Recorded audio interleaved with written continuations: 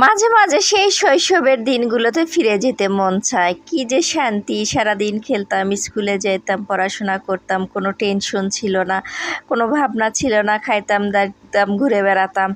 আর আমার একটা কথা সবচেয়ে বেশি মনে পড়ে, আমি আমার বড় মামার সাথে আমার মেজো খালার বাড়িতে বেড়াতে গিয়েছিলাম সেই সময়। তখন আমি প্রায় 3 কি 4 পড়ি। মামা বলছে যে চল যাই তোর খালার বাড়িতে গেছি।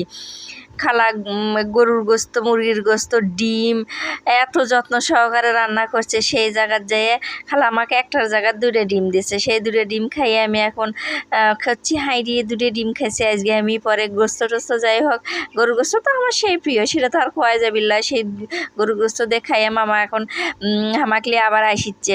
আসার সময় সাইকেলে চড়ে মামার সামনে সাইকেলে কাপড় পেঁচানে সেই রেলিংয়ের উপর বসে আসছি। বসে থেকে মামা আমাকে করছে যে কেমা খ্যাঙ্কা খালু তোর খালার বাড়িতে। আমি বললাম হাই রে মামা, আমি তো জীবনে কোনো দিন 2টা ডিম খাইনি মামা, আজকে আমার খালা আমাকে 2টা ডিম খিলেছে।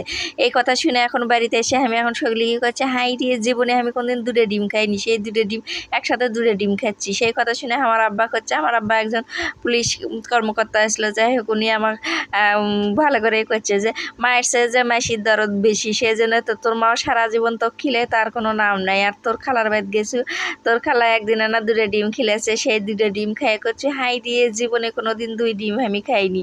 এটা আমার জীবনের সবচেয়ে স্মরণীয় একটা ঘটনা। আপনারা অবশ্যই ভালো লাগলে লাইক